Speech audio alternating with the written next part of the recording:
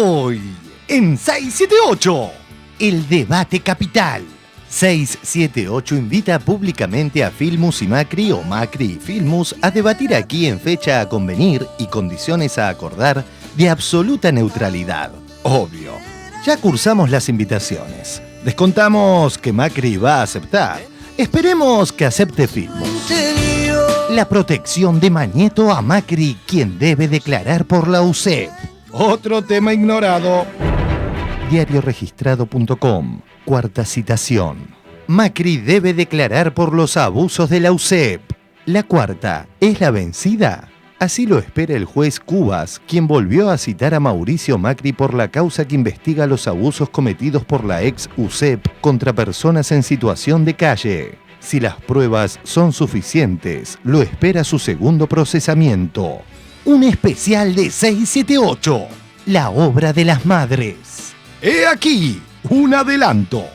Este gobierno, con lo que hace, dando fondos para que podamos construir, está haciendo la igualdad. Y la igualdad es tan importante para las personas. Si ellos tienen una vivienda que no es social, si ellos salen de la droga, porque le das trabajo, porque le das una oportunidad. Por eso yo digo que no todo es Glenda, que yo voy a seguir dando oportunidades a toda la gente que necesita. Porque no todos reaccionan igual. El abrazo recién se acercaba y abrazaba. ¿Qué es para ustedes?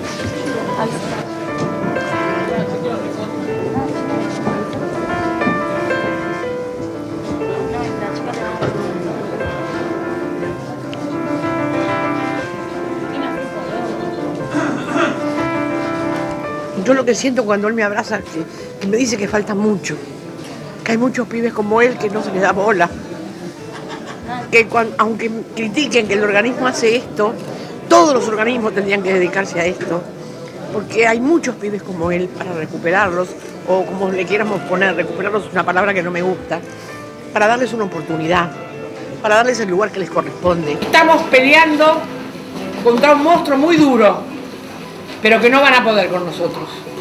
Ustedes van a seguir trabajando, van a seguir cobrando, vamos a seguir haciendo casas, vamos a seguir dando trabajo. Les doy mi palabra.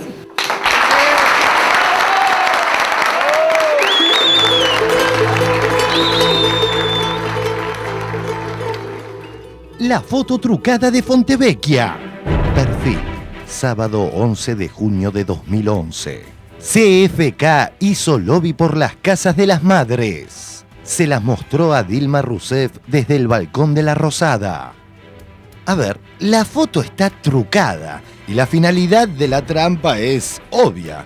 Esta es la realidad. Foto real. Aquí se puede ver a Cristina Fernández de Kirchner, Dilma Rousseff, Eve y Estela. Foto real. Foto recortada por perfil. Víctor Hugo puso en su lugar a Mañeto.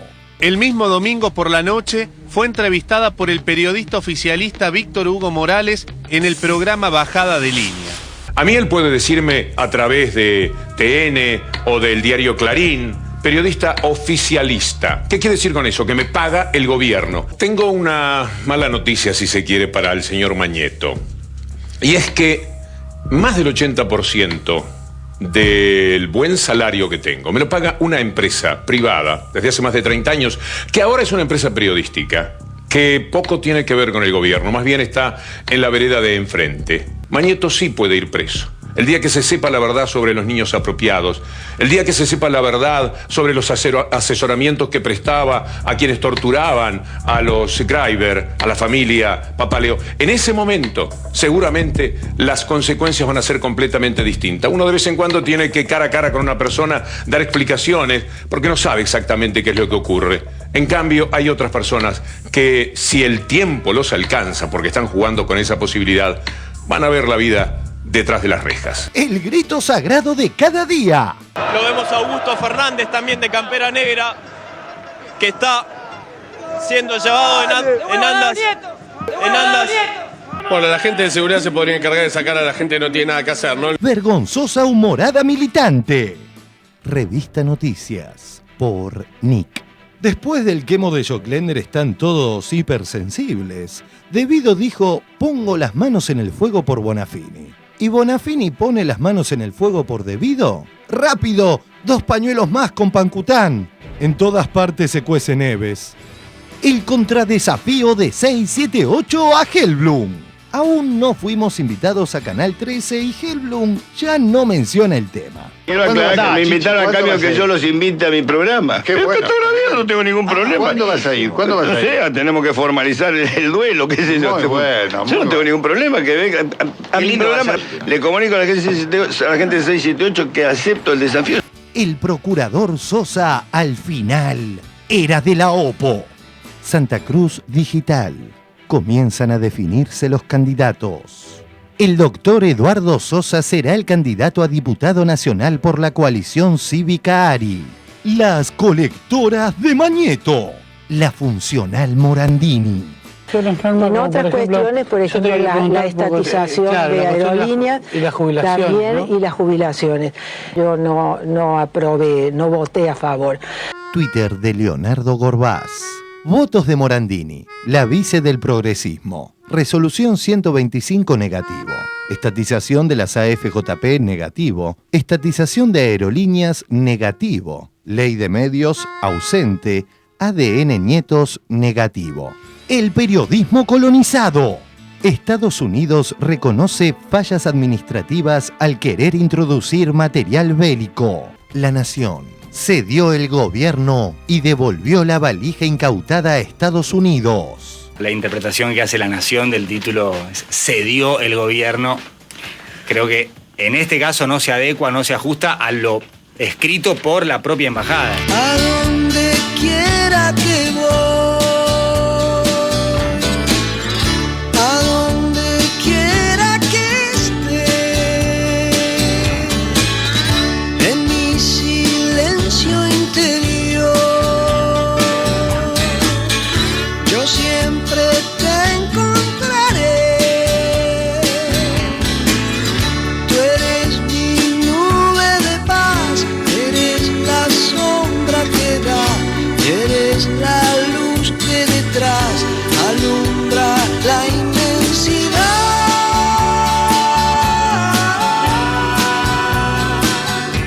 Con reconfortantes matices, todas las voces, todas. ¿Te imaginas votando a Cristina? Lo he pensado y creo que sí, ¿eh?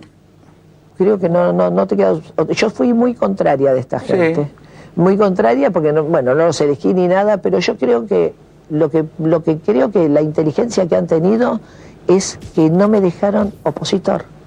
Y ya por eso los tenés que votar. No sé quién es un opositor. Claro. Me disolvieron, me atomizaron la oposición. Entonces solamente tengo que votar. Bueno, por ahí fue incapacidad de la propia oposición también, ¿no? Bueno, no, pero digamos, la incapacidad de la propia oposición, pero hay una... si alguien te lleva a un estadio de que vos, siendo muy contraria, metes a la oposición, si no decís no voto, pero han hecho algunas cosas bien. Desde un lado femenino, a mí me encanta que el poder esté en la mujer. El otro día estábamos hablando con mi hija y decíamos, si no nos cuentas, creo que la vamos a votar. Otro día de fabulosas noticias. 1. Fuerte respaldo de la ONU a nuestra política de derechos humanos. Página 12. Ganó el sí en los 4 referéndum impulsados por el centroizquierda italiano. Una avalancha de votos aplastó a Berlusconi. Las consultas consiguieron un quórum altísimo de casi el 57%, que lograron derogar 4 leyes. 2 que se refieren a privatizar el agua, la tercera a la energía nuclear y la cuarta a la malla judicial con la que contaba el Premier. 2. Cambio de paradigma. Flor Trinidad politizada. No estoy hablando, yo la verdad que estoy como muy tranquila con ese tema. Pero el teatro donde estuviste no lo habías reformado. Eso te iba a preguntar. ¿Qué pasó con eso? Era medio como que le había puesto las firmas. Había una opción de compra, sí. ¿Y? Lo que pasa que, como dijo Reutemann, vimos cosas que no nos gustaron. 3. Galende sigue cosechando fans. De suerte que no está Galende acá, si no sabes lo que se te ríe. ¿Qué pasa con Galende? Se te ríe media hora con eso.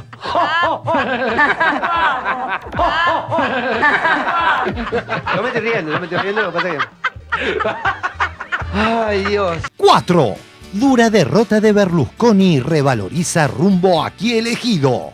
Histórica visita de Ban Ki-moon al espacio para la memoria que funciona en la ESMA. El titular de la ONU elogió la lucha de madres y abuelas. Milita 678.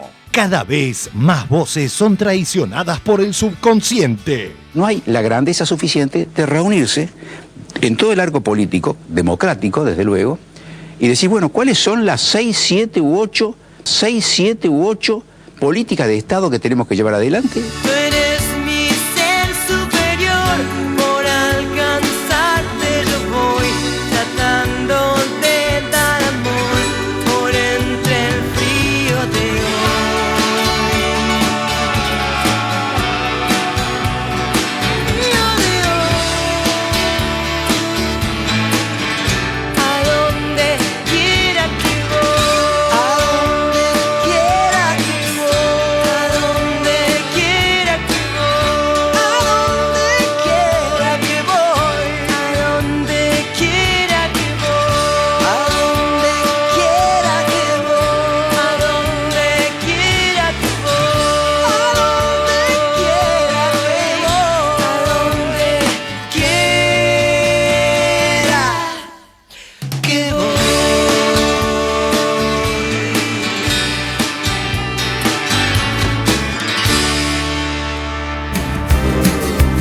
was in Pittsburgh, late one night.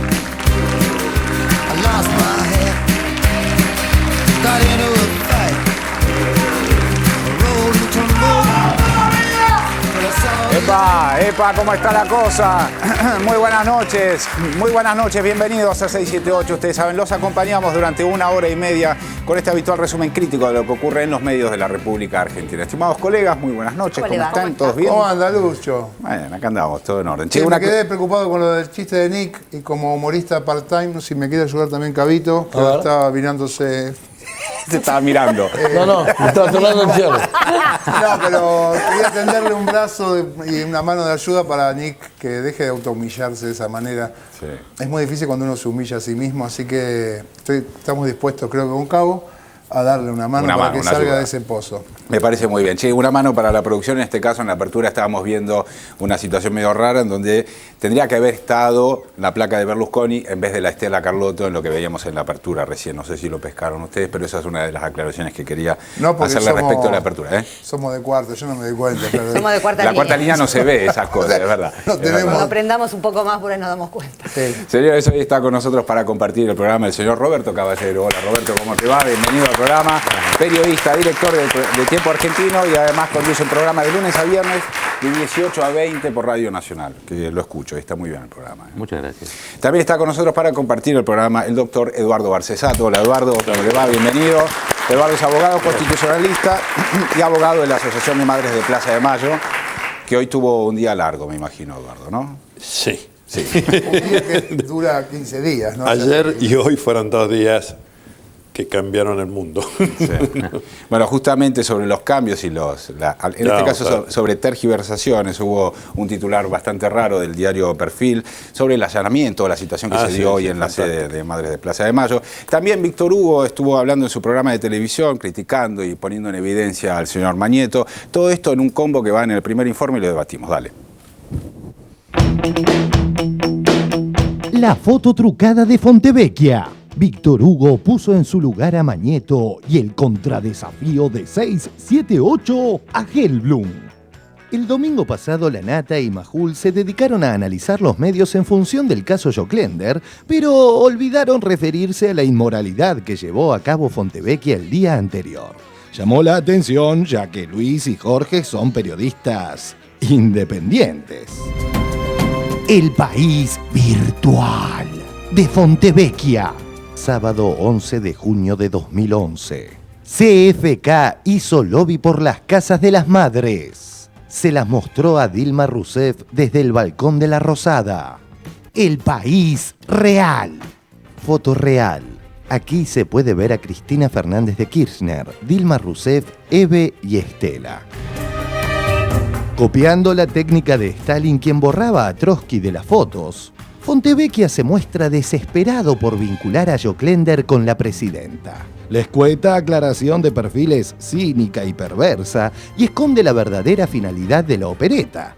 El Matu Castañeda, de Duro de Domar, se hace un picnic con la torpe pieza literaria.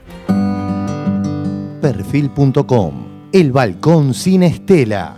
Firmado por Andrew Graham Juhl, ombudsman de Perfil. Solicitamos que por ahora no se declare ninguna fatwa contra diseñadores ni editores. La omisión de la imagen de la señora Estela Barnes de Carlotto de la foto en portada del sábado no fue un acto de autocensura ni tampoco de protección tendenciosa para la dirigente de Abuelas de Plaza de Mayo, como se insinuó y declaró en diferentes tenores en algunas redes sociales, rápidas en la necesidad de ver una conspiración. La ausencia fue más bien atribuible a cierto celo profesional en el diseño de la primera página. Una curiosidad es que Andrew Graham Juhl es el ombudsman de los lectores, no del diario. Es decir, su rol es defender a los lectores de lo que el medio se equivoca, exagera, pero defendió al diario, hace mal. Pero y acá está haciendo todo lo justificó al diario. Exacto, está haciendo todo lo contrario. Nadie les obligó a poner un ombudsman para defender a los lectores. Así que si lo ponen, por lo menos podrían usarlo para defender a los lectores. Lejos de escarmentar, Fontevecchia continúa con su mentiroso recorte. Perfil.com. Escándalo Joclender. Allanan la Fundación Madres de Plaza de Mayo. Lo ordenó el juez Norberto Ollarvide, a cargo de la causa por presunto fraude y lavado de dinero que involucra al ex apoderado. Ignora aquí Perfil que fueron las madres quienes impulsaron el allanamiento. Página 12. Allanan las oficinas de los Joclender en Madres. Quien entregó las llaves a la justicia fue Eve de Bonafini, que aclaró que los despachos allanados del tercer piso del edificio eran de uso exclusivo de los hermanos acusados por presunta malversación de fondos públicos y lavado de dinero. Perfil.com. Escándalo Joclender. Allanan la Fundación Madres de Plaza de Mayo. Los despachos allanados del tercer piso del edificio eran de uso exclusivo de los hermanos acusados por presunta malversación de fondos públicos y lavado de dinero. Continuando con cómplices de la dictadura genocida, pasemos de Fontevecchia a Mañeto, quien volvió a arremeter contra Víctor Hugo, pero se encontró con una dura réplica. Un duelo, por cierto, de absoluta disparidad ética. El mismo domingo por la noche fue entrevistada por el periodista oficialista Víctor Hugo Morales en el programa Bajada de Línea. Habló otra vez de las discusiones y admitió que sabía todo. Lo que te puedo decir es que yo ya venía discutiendo con Sergio porque él entendía que teníamos que pasar a ser una empresa. Ahora, él tenía su empresa. Y sí. ¿Esa Medorec, sabe? ¿Conocías ese nombre? Sí, yo sabía. El lunes dio más detalles a página 12. La frase completa de Eve. Ahora, él tenía su empresa. Y sí.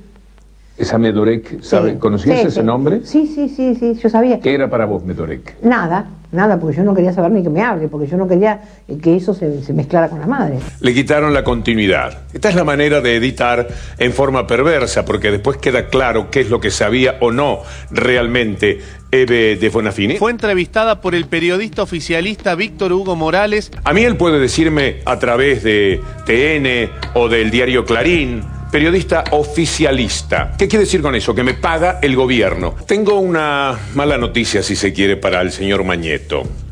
Y es que más del 80% del buen salario que tengo me lo paga una empresa privada desde hace más de 30 años, que ahora es una empresa periodística, que poco tiene que ver con el gobierno, más bien está en la vereda de enfrente. A mí me pueden acusar de lo que Mañeto trata de decir y martillando sobre lo mismo lo puede conseguir. En cambio, Mañeto sí puede ir preso. El día que se sepa la verdad sobre los niños apropiados, el día que se sepa la verdad sobre los asesoramientos que prestaba a quienes torturaban a los Greiber, a la familia Papaleo, en ese momento seguramente las consecuencias van a ser completamente distintas. Uno de vez en cuando tiene que cara a cara con una persona dar explicaciones porque no sabe exactamente qué es lo que ocurre. En cambio, hay otras personas que, si el tiempo los alcanza, porque están jugando con esa posibilidad, van a ver la vida detrás de las rejas. También Crónica dio una lección de ética periodística al monopolio y sus secuaces. Diario Crónica. Comunicado.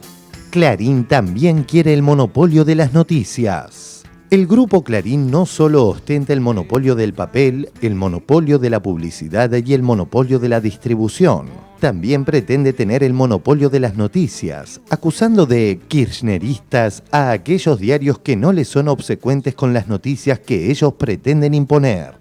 Queremos decirles, señores de Clarín, que con Crónica no cuenten. No fuimos, no somos ni seremos un medio C, clarinista. La construcción de un país mejor debe exceder los objetivos propios de los grupos económicos. Grupo Crónica.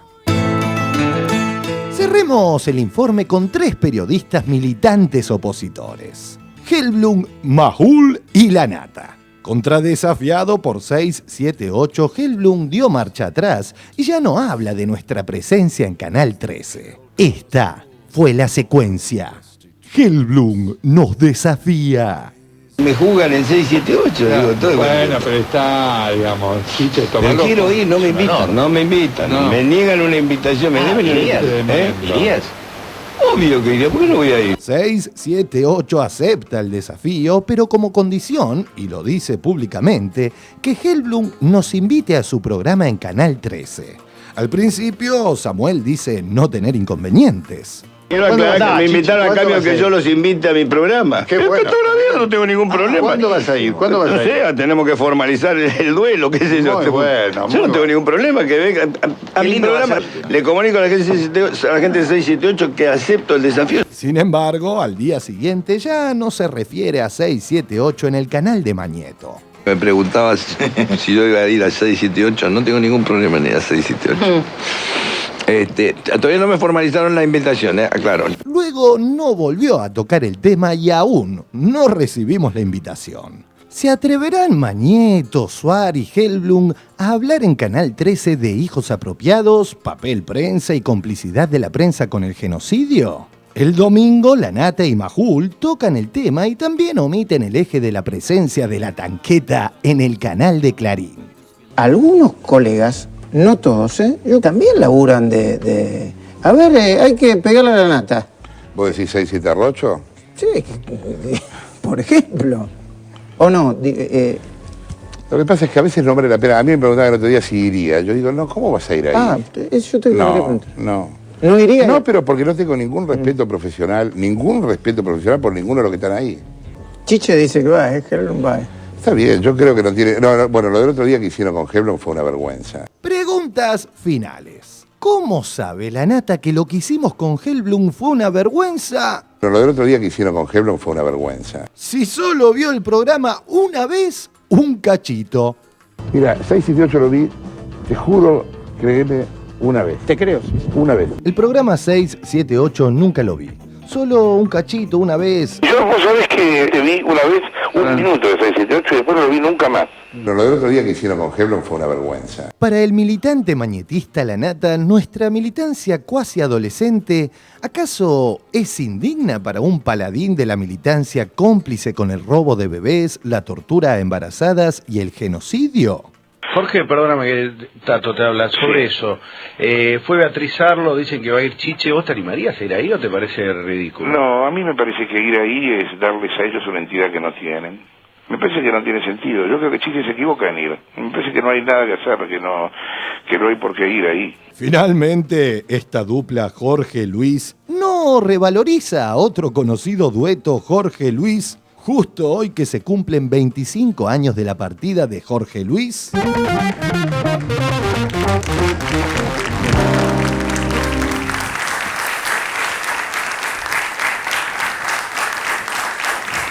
Bueno, muy bien. Tengo acá en la mano, doctor Barcesat, la presentación que hace Eve Bonafini hoy respecto del pedido que le hace Ollarvide para el allanamiento de estas oficinas que están al lado de la fundación. Efectivamente, y antes de que se hiciera eso, se pidió custodia policial sobre esa oficina porque se sabía que estaban amenazando de ingresar y llevarse documentación y elementos que estaban allí, que son del manejo y de los manipuleos que han hecho los Joclender, de manera que a la mañana de hoy se entregó la llave más un celular que se encontró y se pidió que el juez fuera y se llevara toda la documentación para analizarla en esta tarea instructoria tan intensa que está llevando a cabo y que por supuesto va en correspondencia con lo que las madres plantearon. De manera que yo mismo fui sorprendido de buena fe cuando me llamaron de varios medios para preguntarme por el allanamiento a la Fundación de las Madres.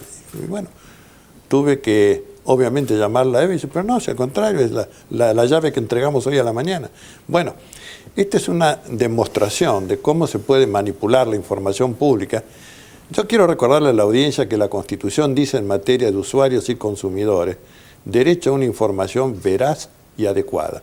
Y esto no es solamente para la tapita del Nestlé o de un yogur, esto es también para la información pública que se circula a través de los medios masivos. Para eso lo pusimos en la Convención Constituyente y esto es lo que se debe exigir. No se puede desinformar tan gratuitamente. Sería lo mismo que no ponerle fecha de vencimiento a los alimentos o que los medicamentos dijeran algo distinto de lo que realmente contienen. Bueno, hay que proteger este bien tan preciado y que es el gran instrumento de la libertad, que es la información pública. Y yo creo que debemos rendir un homenaje a la producción que nos ha hecho esta entrega tan importante. Y querría agregar respecto a lo que vi de Perfil, que parece que han inaugurado la desaparición forzada fotográfica. Es decir, con esto de sustraer de la imagen a alguien, sobre pretexto de no confundir, no, creo que lo que confunde es la sustracción. Doctor, una consulta más respecto de la causa. Hubo versiones periodísticas, también vamos a llamarlo así, respecto de sustracción de material sensible, importante, en un blindado por parte de los Joclender. ¿Qué sabe de eso? Quiero informar sobre esto, que efectivamente había un vehículo de la asociación, de la Fundación Madres, que se guarda en un garaje que tiene custodia policial, porque creo que se guardan coches del Congreso también allí. Por lo tanto, el funcionario policial anota todo el que entra, todo el que sale, a qué hora, cuántas personas vinieron, etc. Y se pudo determinar que en la noche del viernes 3 de junio, bueno, ese blindado que se utilizaba inicialmente para pagar la nómina cuando no había bancarización del personal de la fundación, fue utilizado efectivamente para retirar bolsas de equipos y bolsas de documentación. Y afortunadamente, estando este libro, podemos entregar el mismo a la justicia para acreditar de qué manera se ha pretendido encubrir, obstruir la actividad jurisdiccional y además ha habido testigos presenciales de esto. ¿Y quiénes son los que se van en la camioneta? Los que se van eran acólitos de los Joclender. ¿Están las constancias de las patentes, de los números de patentes? Sí, del vehículo sí, porque es un vehículo que está registrado a nombre de la fundación, de manera que está perfectamente identificable. Además está filmado, es decir, hay una videograbación, de modo que hay elementos más que suficientes para probar de que en un horario no habitual se retiraron elementos, lo cual tampoco es habitual, y precisamente a raíz de la situación de conflicto con los hermanos Joclender. Yo creo que la presentación de las madres promoviendo una querella por asociación ilícita, defraudación por administración infiel y falsedad documental pone las cosas en su lugar, ¿no? Es decir, las madres no son hacedoras de un daño, son víctimas de un daño. Y en las palabras de Eve, que son muy sensibles pero muy correctas, dice, fuimos defraudadas y fuimos traicionadas, porque ellas depositaron toda su confianza, le daban trato de hijo, los recuperaron del instituto carcelario, les dieron la primera oportunidad de empleo, de trabajo. El proyecto Sueños Compartidos involucra a más de 5.000 personas.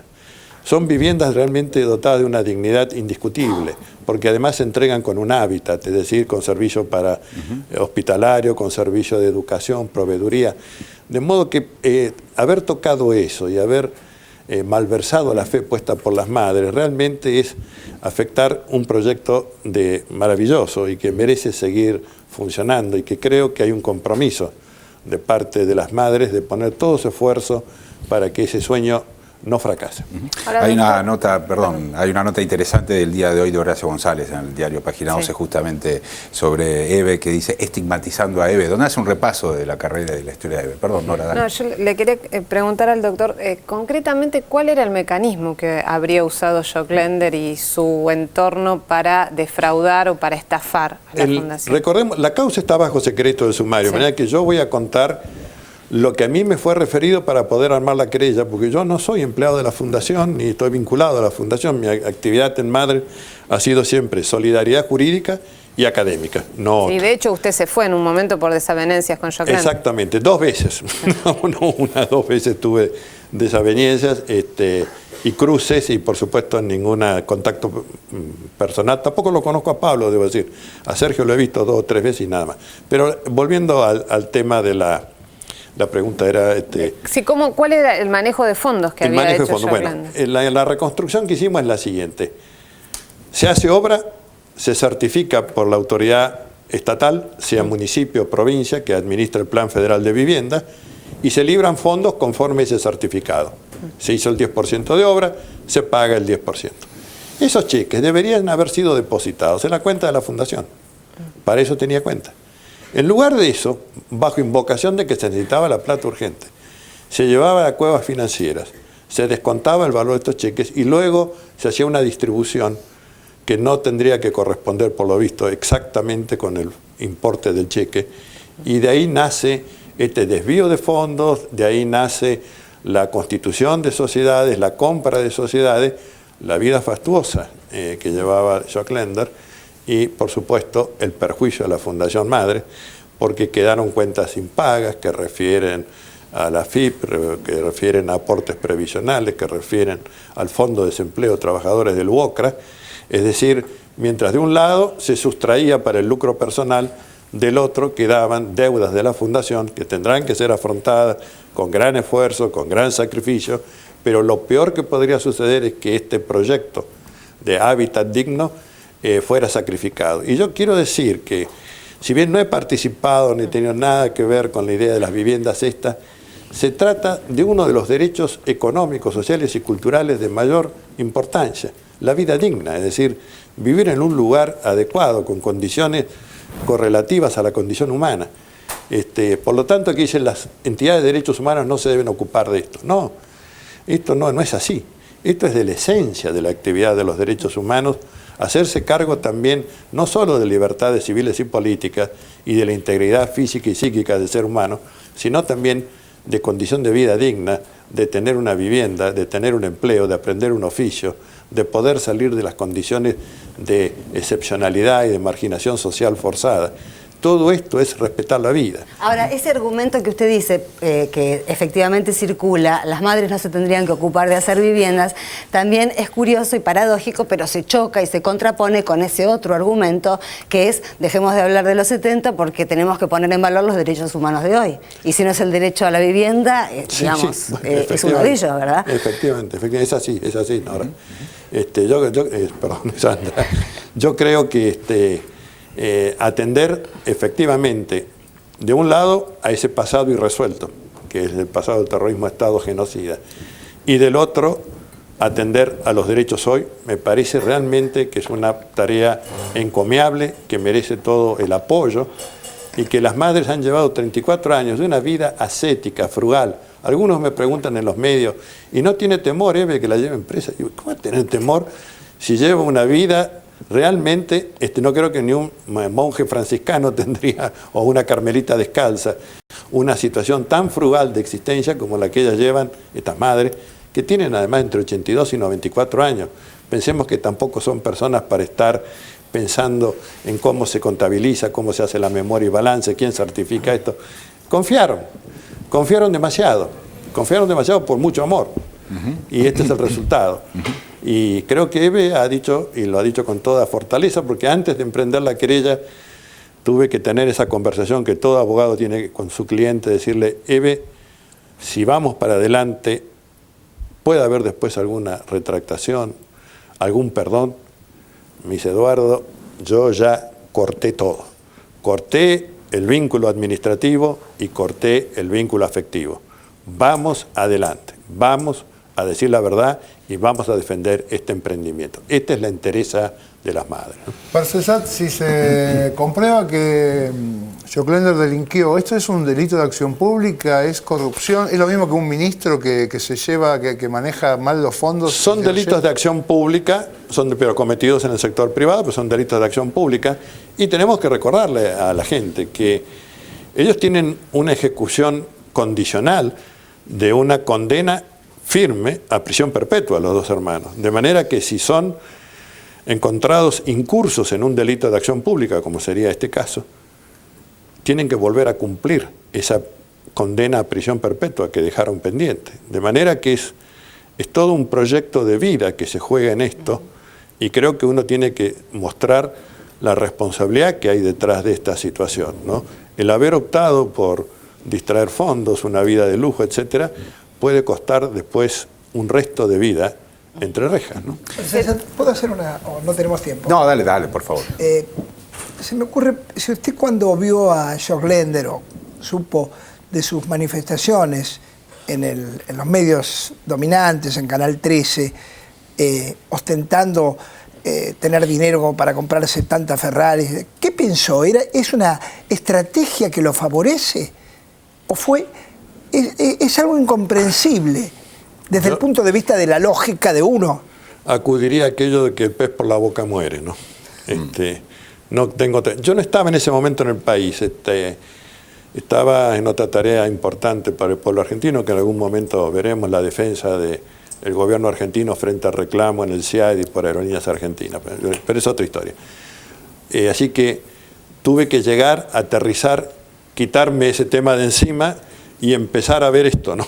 Y en cuanto pude tomar una idea de lo que había, conversarlo con los colegas abogados, amigos, que integramos el Laboratorio de Políticas Institucionales de Madre, decir, vamos a aconsejar la querella. La única forma de acreditar totalmente la inocencia es que se demuestre totalmente quiénes son los responsables. Y sabemos quiénes son los cabecillas, y ya la investigación irá determinando quiénes, dentro y fuera de la Fundación, colaboraron para esto, que es lo más desgraciado que puede ocurrir en una institución de derechos humanos y que realmente golpea a todo el movimiento de derechos humanos, pero que tenemos que enfrentarlo, creo yo, desde una óptica de unidad, desde una óptica de salvaguardar el movimiento de derechos humanos, que es una de las cosas más preciadas que la Argentina ha generado. Y no quiero también dejar de decir que si alguna filosofía importante ha dado a la humanidad del siglo XX, esa filosofía ha sido la de los derechos humanos, ¿no? Caballero, vos es que vinculando a otra parte del informe y también escuchándolo al doctor Barcesat hablando sobre lo que está hablando, pensaba que el descargo de Víctor Hugo que vemos en el informe, el descargo que hace el diario Crónica también en el informe, el descargo de la propia EVE, sumado a esto de Barcesat, pensaba que hace 2 años, no hace mucho tiempo atrás, no había posibilidades de descargo. Es decir, había 2 o 3 lugares y nada más, y ahí se terminaba la cosa. Y que hoy el periodismo tiene una situación distinta, por lo menos de un breve pluralismo, no sé, un poco más plural respecto de las defensas que se pueden ensayar frente a una acusación. ¿Cómo lo estás viendo vos? Mira, yo creo que los medios hegemónicos son cada vez menos hegemónicos, y esa es una muy buena noticia. Me parece que, tal como vos decís, hace 2 años esto era impensable. Me parece también que es muy interesante ver, porque lo vemos. El informe era muy completo en esto, cómo la vieja Argentina se retuerce, se pone mañosa, le molesta que las madres de Plaza de Mayo hagan viviendas, le molesta que los periodistas tengan ideas políticas o ejerzan la profesión con libertad, le molesta la foto, entonces borran a Estela de Carlotto de la foto. Están muy molestos, ¿no? Yo creo que es lo más destacable de este tiempo que estamos viviendo. Y realmente creo que cada vez son menos hegemónicos, o sea, son muy poderosos, muy poderosos. Pero programas como este le han dado herramientas ya a la sociedad, para entender, para comprender, para saber cuándo le están vendiendo gato por liebre, ¿no? Y esto ya está, esto es una ganancia social, o sea, esto hubiera sido muy complejo en otro momento, por ejemplo, responder y blindar rápidamente, como creo que corresponde los pañuelos. Hubiera sido muy difícil en otro momento, y sin embargo hoy se entendió claramente. EVE, y lo recién estaba marcando el doctor Barcesat, es una víctima en esta historia. Y EVE representa para la sociedad argentina, los kirchneristas, los anti-kirchneristas, es una luz. En lo peor de la oscuridad de este país, en lo peor de la historia de este país, EVE estaba dando vueltas en la plaza. Y eso es memoria argentina, ya no es de Mañeto, es memoria argentina. Y creo que fue rápido, creo que en poco tiempo la gente dividió aguas y dijo, bueno, que los Joclender hagan esto, que se hagan cargo de sus responsabilidades. Creo que la acción de lo que decía recién Barcesat es clarísimo, ¿no? En cuanto a la delimitación de responsabilidades. Y sí puedo dar fe de la austeridad de EVE. Y en esto nosotros somos un diario que sale con la revista Sueños Compartidos de Madres. En cada edición, una vez por menos, nosotros abrazamos el proyecto de Madres. Y la verdad es que a mí personalmente, digamos, ya esto hablando como ciudadano, no como periodista, a mí me da orgullo que haya un organismo de derechos humanos que se dedique a construir viviendas. porque es esto, los derechos humanos son integrales y aparte creo en la articulación virtuosa entre el Estado y las ONG. Y nuestro país, con su historia trágica, ha dado ONG de estas características también. No está solamente Cáritas, Poder Ciudadano, no. Dieron las madres, dieron las abuelas, y cada uno en lo suyo. O cuánto hizo, por ejemplo, abuelas con el tema del Banco Nacional de Datos Genéticos. Entonces, ¿es virtuoso o no la asociación con el Estado de estos organismos? Es virtuosa y da resultados. Muy bien, vamos a seguir con el tema del caso Joclender. En este caso, lo que los medios hegemónicos no están diciendo sobre el control de los fondos otorgados a la Fundación Sueño Compartido. Vemos el informe, dale. El caso Joclender, lo que los medios hegemónicos no dicen. Así es la operatoria. En un intento por forzar una vinculación entre el gobierno nacional y Sergio Joclender o una falta de control de las autoridades nacionales, los medios que responden a Mañeto omiten que son los municipios quienes debían controlar y autorizar los pasos. El dinero no pasa por las madres de Plaza de Mayo. Cuando decimos el municipio paga las obras, si están hechas las paga, si no, no. La mejor demostración es la ciudad de Buenos Aires. Recibió el dinero de la nación, pero no se lo dio a las madres. El dinero va del gobierno nacional al municipio. Le dice, chequea si lo hicieron. Cuando lo hayan hecho, les pagás. Julio de 2008. Lo que van a escuchar es una especie de demostración de lo que les estoy diciendo. El arreglo que se hizo, que se hizo con el gobierno nacional, es que el gobierno nacional deposita, como todas las villas están en la ciudad, y nosotros con los certificados vamos retirando para pagar a la gente para comprar el material. ¿Por qué el gobierno nacional se lo da al gobierno de la ciudad? Porque las villas están en la ciudad, pero ellos lo que no quieren es entregar el dinero. Hace casi 3 años, las cosas eran así. Pero el dinero no iba del gobierno nacional a las madres de Plaza de Mayo. Quiere decir, cualquier municipio pudo haber controlado, como lo hacía el gobierno de la ciudad de Buenos Aires en aquel momento, generando este entuerto. A ver por qué no daban el dinero. Nosotros somos los que verificamos si las obras que están establecidas en el contrato fueron realizadas. Al no haber sido realizadas estas obras, no se le paga lo que se le tiene que pagar porque no se cumplió con el contrato. Ni Joclender ni nadie tiene privilegios en la ciudad de no cumplir un contrato y querer cobrarlo igual. Alguien tiene que controlar que esa obra sea realizada, no es que somos un pasamano. Sí, yo tengo claro de que todos los pagos que no se realizaron fue porque no se cumplió. Una vez más, Víctor Hugo aporta claridad. Una vez más, queda claro por qué Mañeto y Fontevecchia embisten sistemáticamente contra Víctor Hugo.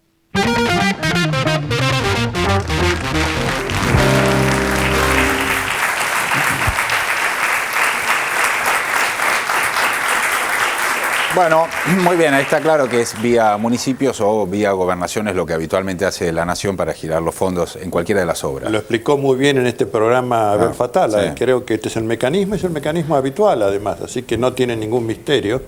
Hay tanto de obra construida, tanto se certifica, tanto se paga y con eso se prosigue, ¿no? Ahora, doctor, en este caso Sergio Joclender era apoderado de la fundación. ¿Qué significa, qué figura legal representa eso teniendo en cuenta que... Era el mandamás. Él administraba, determinaba, diseñaba. También hay una parte virtuosa, no hay que desconocerlo. Es decir, él trajo esas patentes de los italianos sobre cómo hacer estas placas autoportantes, que son de una enorme calidad y bajo costo. De modo que esto no se discute ni se rebate, al contrario, se elogia. El tema es la administración, o el tema es querer llevar esto a un emprendimiento privado, cuando las madres lo tomaron como un emprendimiento de servicio social y cumplimiento de un derecho humano. Entonces ahí se produce el divorcio. Joclender se abre, quiere hacer de esto una gran empresa, tener un lucro, tener un beneficio personal, pero lo que estamos diciendo es, bueno, si lo haces con tus fondos propios, enhorabuena, hágalo. Pero que no se lleve el dinero de la fundación. No, por eso justamente teniendo en cuenta que son fondos de la fundación y fondos de una fundación que preside Eve Bonafini, la pregunta en esto era más o menos en ese sentido, ¿qué grado de responsabilidad legal puede tener Eve Bonafini? La administración total la llevaba Sergio Joclender y compartía con su hermano las responsabilidades. Si esto además implicaba, y de hecho ha implicado, supongo, complicidad de algún elenco de empleados infieles de la fundación, bueno, esto es lo que está investigando el juez, pero las madres solamente tenían el diseño moral del emprendimiento, no la administración y el control del movimiento de cuentas, porque no están para eso, no están para eso. ¿Se tiene idea del monto que puede La tarea de auditoría se está desarrollando, no puedo todavía aportar una cifra definitiva, hay deudas importantes que deben ser cubiertas. También se ha puesto a disposición de la Auditoría General de la Nación y de la Sindicatura General de la Nación si quieren venir a controlar, informar, que auditen desde los registros públicos y que auditen desde lo que quedó de la documentación y los backups que se pudieron hacer de los registros de las computadoras. Pero esta va a ser una tarea que va a dar una cifra, va a dar un panorama y una fecha de corte que se ha establecido el 1 de junio. La pregunta de Nora creo que estaba, yo la quiero ampliar, es la misma. Sí. La idea de que los medios, la mayoría de estos medios y de estos periodistas están hablando de cifras ya. ¿De dónde sacan esas cifras? ¿Cuál es el cálculo estimativo? Porque eso se lo van a preguntar a usted en los medios dominantes. Usted lo van a entrevistar mañana de Canal 13 y estas preguntas malas se las van a hacer la misma que le hizo en este momento Galende. Bueno, lo que yo tengo que decir es, yo no he trabajado en esto, no he estado dentro de esto, no he sido abogado en la Fundación y por lo tanto no podría dar ninguna cifra hasta que los auditores, personas de absoluta confianza que han sido contratados para esto, puedan de ellos decir, la situación es esta y el monto que se distrajo es tal. Y yo creo que esto va a ser una respuesta que se va a dar en sede administrativa y en sede judicial. Pero ninguna duda que ha habido una ilicitud, porque si no, no habría la deuda que está, porque esos aportes, esos pagos impositivos estaban calculados en los costos de obra. De modo que nada hubiera debido generar una situación de deuda, al contrario, tendría que haber sido una situación floreciente desde el punto de vista de su desarrollo y su dinámica.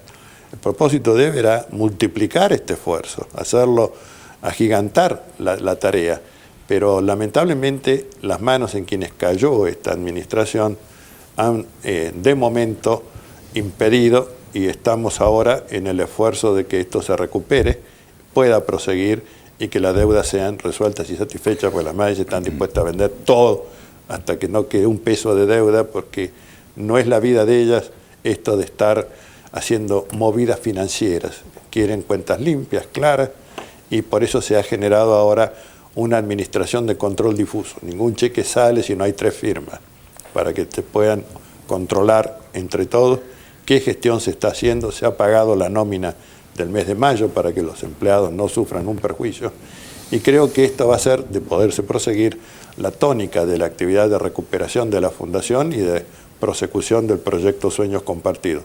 Repito, son 5.200 familias que están empeñadas en esta tarea y que merecen toda la preocupación y la atención, ¿no? ¿Sandra? Sí, en relación a esto, un comentario sobre el tratamiento malicioso, ¿no? En esa edición que hacían del reportaje a Víctor Hugo, a Eve, que Eve, la pregunta era, ¿conoces a Meldorek? Y ella decía, sí, y ahí cortaban. A mí me llama la atención el reportaje que dio Joclender a Feynman, la semana pasada, y en el que, o la semana anterior, en el que decía que no tenía una Ferrari y que si fuera por gustos personales se compraría un Porsche. Sí. Y lo que me llamó la atención esta semana es que vi repetida esa entrevista. Y esto precisamente era lo que me llamaba la atención. Ellos tenían la prueba de la mentira, digamos. Él decía que no existía la Ferrari después apareció. No se sabe quién es el titular todavía porque se han publicado efectivamente muchas cosas que no están chequeadas. Pero era evidente que estaba mintiendo en ese tramo de la entrevista. Pero en otro tramo, y esto es lo que me sorprende, decía, Eve estaba al tanto de todo, Eve sabía todo. Y lo que me llama la atención es que en C5N pasa en esa parte como Joclender diciendo la verdad, mientras tienen la otra parte en la que Joclender está diciendo una mentira, ¿no? Edición, que le llaman. Muy bien, ¿vamos a cambiar de tema o alguien quiere decir algo más sobre esto? Cambiamos de tema. Lo que ocurre es que tenemos todas las dudas que se plantean a los periodistas y a la sociedad. Sí. Por suerte está Bartesá, y estamos todos los días también. Está Caballero, claro. Todos los días como para ir de a poco. Quisiera ver la pregunta más maliciosa, como los abogados del diablo, para ver qué defensa tenemos, porque recordemos que cuando hubo aquel lockout gauchesco, falsamente gauchesco, cuando hubo otras embestidas como la del Banco Central, que hoy habíamos hablado, que son como golpes mediáticos de Estado, muy difíciles, La mayoría de los ciudadanos, incluso nosotros, no tenemos respuestas para rebatir o para refutar. Cuando Caballero dice que 678 empezó a abrir y a dar respuestas a la sociedad, también nosotros en este tema tenemos que tratar de abrir respuestas. No podemos adelantar a la justicia en muchas cosas. Claro, porque cuando una persona está en la cola del banco, en la cola del colectivo, vienen y lo torean con estos informes que ven y no tiene respuesta. Así que se compraba una Ferrari y ella no hacía nada, no se daba cuenta de la vida de lujo que hacía. Estas son las cosas para las cuales nosotros tenemos que tener algún tipo de lógica que permita la refutación. Bueno, vamos a perfeccionarnos. Muy bien, cambiamos de tema. Vamos a el material incautado. Ustedes recordarán el material incautado en el aeropuerto de Ezeiza. Tapas y tapas de Clarín, tapas de Clarín por todos lados, con los marines sentados arriba de la valija que no querían que la abran, ¿no? Se iban turnando cada ratito para que no abran la... Bueno, señora, finalmente se resolvió el tema. Fue devuelto el material incautado y la Embajada de Estados Unidos emitió un comunicado a propósito del tema. Vemos el informe. El periodismo colonizado. En el contexto de la embestida que llevan a cabo contra el país, La Nación y Clarín titularon hoy al unísono: La Nación, la relación con Washington, el escándalo diplomático en Ezeiza.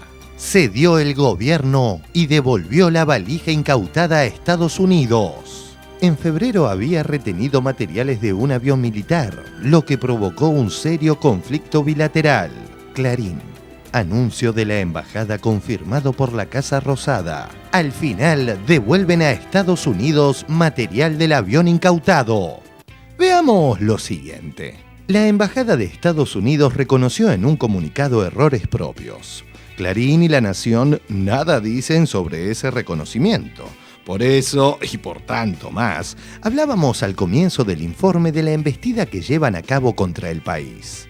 Bueno, finalmente, después de 4 meses de este conflicto con Estados Unidos, ya se resolvió, salió un comunicado oficial de la Embajada de Estados Unidos donde Argentina devuelve ese material incautado. Lo interesante de este comunicado de la Embajada de Estados Unidos y la resolución del conflicto es que, punto principal, Estados Unidos reconoce que cometió una irregularidad. Esto que quede claro, en el comunicado ellos lo dicen, cometimos una irregularidad. Telam. Estados Unidos reconoce fallas administrativas al querer introducir material bélico. La Embajada de los Estados Unidos en la Argentina informó mediante un comunicado que el incidente que involucró la retención de materiales propiedad del gobierno de los Estados Unidos relacionado con una actividad de entrenamiento conjunta previamente planeada y aprobada, que por fallas administrativas involuntarias debieron ser incautados, se ha resuelto satisfactoriamente. El cable de Telam, que fue el único que dio a conocer el comunicado, el título de ese cable era Estados Unidos admitió fallas técnicas. En el texto se habla de fallas técnicas y se dice debió ser incautado. No fue incautado. La Nación cedió el gobierno y devolvió la valija incautada a Estados Unidos. La interpretación que hace La Nación del título cedió el gobierno, creo que en este caso no se adecua, no se ajusta a lo escrito por la propia embajada. Y este tema, el de la devolución del material incautado o el del anuncio de la devolución, es ideal para ver cómo los medios recortan, sesgan, editorializan, toman la parte que más le conviene. Mientras tanto, los elogios del secretario general de la ONU a nuestra política de derechos humanos no mereció lugar en las portadas de Clarín y La Nación. Raro si tenemos en cuenta que en las últimas semanas dedican todas sus tapas a arremeter contra las madres. Tiempo argentino. Histórica visita de Ban Ki-moon al espacio para la memoria que funciona en la ESMA. El titular de la ONU elogió la lucha de madres y abuelas. Argentina es uno de los socios más fuertes de las Naciones Unidas y uno de los Estados miembros más importantes también. La Argentina juega un papel decisivo y creciente en el ámbito mundial. Están firmemente comprometidos a los 3 pilares de la Carta de las Naciones Unidas: la paz, la seguridad, el desarrollo y los derechos humanos. Dan un ejemplo al mundo como pioneros en el progreso que el país ha logrado en luchar contra la impunidad en torno a la violación de los derechos humanos durante la última dictadura. Señora Presidenta, mi mensaje a ustedes y al pueblo de la Argentina y a la región es el siguiente. La Argentina y América Latina pueden jugar un papel aún mayor dentro de las Naciones Unidas, y Naciones Unidas también puede jugar un rol aún mayor aquí en esta región. Ya somos buenos socios y quisiera que estrechemos aún más esos vínculos. Muchísimas gracias.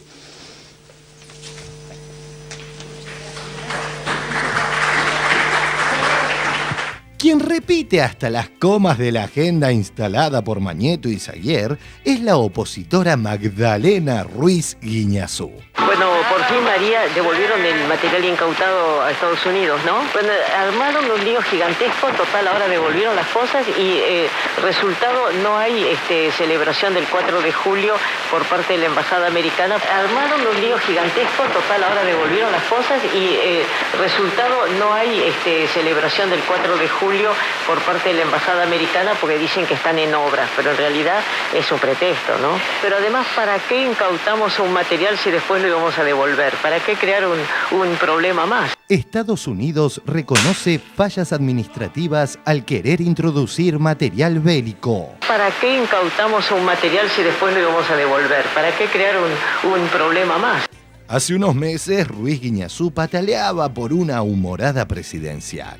Twitter de Cristina Fernández de Kirchner. Grave, muy grave. Royal Navy, fuerza colonial ocupante de Islas Malvinas, informa ejercicio militar con misiles en costa este de Isla Soledad. Síntesis. ¿Piratas forever? Hay un nuevo cortocircuito diplomático que involucra la disputa por la soberanía de las Malvinas, ¿no? Me preocupó el mensaje de Twitter que estaba mirando, el mensaje presidencial, cuando en síntesis la presidenta de la Nación, presidenta de un país de habla castellano, termina de tuitear diciendo, en síntesis, piratas forever. ¿Qué es eso de usar un idioma extranjero siendo presidenta de justamente una nación de habla castellana y el agresor, el que pretende someternos al coloniaje es inglés? Y ella todo el tiempo dice too much y ahora piratas forever. Vamos a pelear por nuestros derechos, pero en castellano, por favor, no seamos colonialistas. Pero en castellano, por favor, no seamos colonialistas. Vaya paradoja, si tanto detesta el idioma de nuestros hermanos estadounidenses, ¿por qué le causa tanto dolor perderse la cena anual en la embajada? ¿Magdalena está en bajada?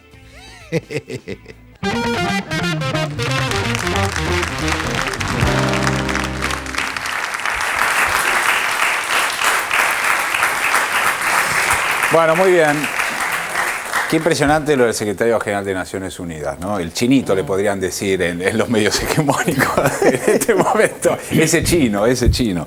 Porque además el buen hombre tuvo un aterrizaje en Córdoba y se tuvo que trasladar desde Córdoba hasta Capital Federal en vehículos, son alrededor de 600. Desayunó en una estación de servicio. Desayunó en una estación de servicio y un discurso muy interesante desde la perspectiva de los derechos humanos, ¿no? Igual una de las razones de las que no se incautó, ya sabemos que no fue un incautamiento del material, una de las razones era que el material que no está permitido no ingresa al país y eso es lo que se logró. Así que la devolución del material estará tipificado de alguna manera, pero lo importante era que material bélico que no está autorizado para ingresar al país no lo haga. Así que me parece que el fin está cumplido. ¿Te acordás que decía que no abran la valija porque los satélites le chupaban la información? Bueno, ¿te acordás que era esa la excusa? Bueno, todos recordamos, si alguien tiene más precisiones, recuerdo que cuando fue a pasar la luna de miel a una isla del Caribe, el príncipe de España con su mujer, cuando regresaron, pasaron por Miami y los detuvieron más de 6 horas, porque no tenían en regla no sé qué cosas.